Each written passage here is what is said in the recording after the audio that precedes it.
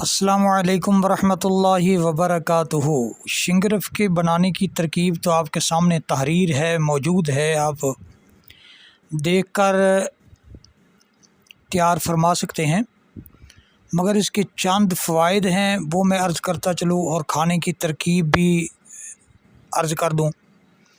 तवज्जो फरमाएँ, हमारा ये जो शिंगरफ तैयार किया हुआ होता है उसमें अमराज चशम को दूर करने की पावर होती है, दाफ़े बलगम है, सफरावी अमराज को रफ़ा करता है, तिली को दुरुस्त करता है, मसनूई जहर को ख़त्म करता है, यरकान को दूर करता है और हाजिम भी है, हरारत हाजमा को बढ़ाता है,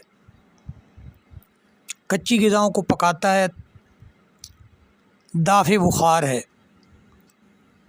और हमारा बनाया हुआ शिंगरफ हर किस्म के इसहाल और संगरेनी को दूर करता है, मुख्तलिफ़ अक़साम के बुखारों, नज़ला, ज़ुकाम, खांसी, बलगम, दमा को रफ़ा करता है, लक़वा और फालिज को बेहतरीन काम करता है,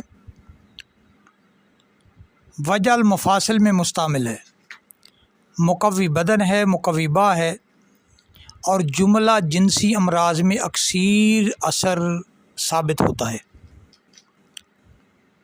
निस्फ़ रत्ती से एक रत्ती तक निहार मक्खन के अंदर डालकर थोड़ा सा खाया करें। ऊपर से 150 ग्राम मक्खन इस्तेमाल करेंगे, दूध का एक प्याला पी लेंगे तो काफ़ी रहेगा।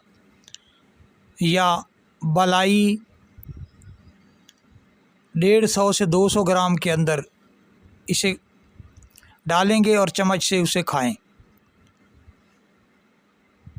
या चूरे के 2-4 लुक़मे या हलवा के 2-4 लुक़मे लेने के बाद थोड़े से मक्खन में लपेट कर खाएं, ऊपर से दूध पिएं। प्यास लगे तो बार बार आप दूध पिएं। पानी कम अज़ कम 2 घंटे तक या 1.5 घंटे तक नहीं पिएंगे। पूरे फ़वाइद इंशाअल्लाह हासिल होंगे।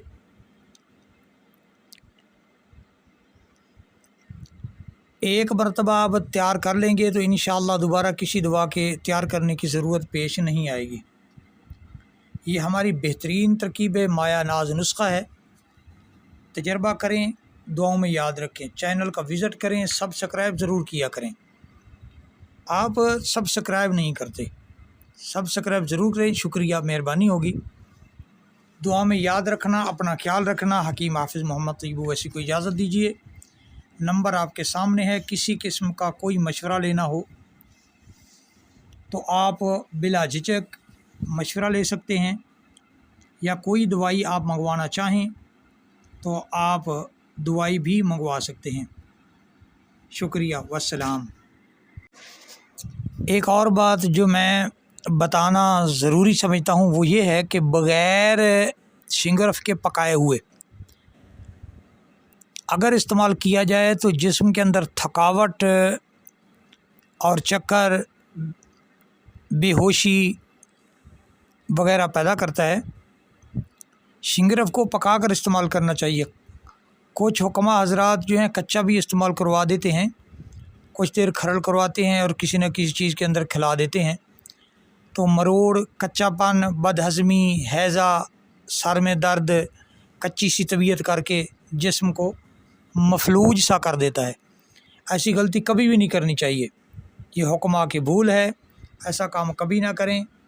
ये 3-4 दिन में तबीयत संभल तो जाती है, लेकिन ये अच्छा तरीका नहीं है, जिस्म को काफ़ी नुकसान पहुंचाता है। बेशक ये बा को तारीख देता है, लेकिन जिस्म को कच्चा करता है, जिस्म में काफ़ी सारे नुकसान भी कर देता है। इससे बचना चाहिए, ये तंबीह है, आप बच जाएँ, बेहतर रहेंगे। कच्चा कभी भी इस्तेमाल ना करें। इसमें 2 जो ख़ास हैं वो पारा और गंधक हैं। मिनसल भी होता है इसके अंदर, ये मसनूई भी तैयार करते हैं और कानी भी होता है। तो आप बग़ैर पकाए, बग़ैर आँच दिए ये इस्तेमाल कभी भी ना किया करें, ना करवाया करें। कम अज़ कम इतना ज़रूर कर लें कि अदरक के रस के अंदर 5-6 घंटे इसे खरल करें और पानी से धोकर साफ़ कर लें। रगड़ाई करने के बाद इसे निथरने के लिए रख दें। जब निथर जाए تو آہستہ سا آپ مقطر کر کے پانی نکال دیں اور باقی کو دھوپ میں خشک کر کے کام میں لائیں. کسی بھی دوائی کے اندر آپ ڈال سکتے ہیں، کم از کم اتنا ضرور کر لیا کریں.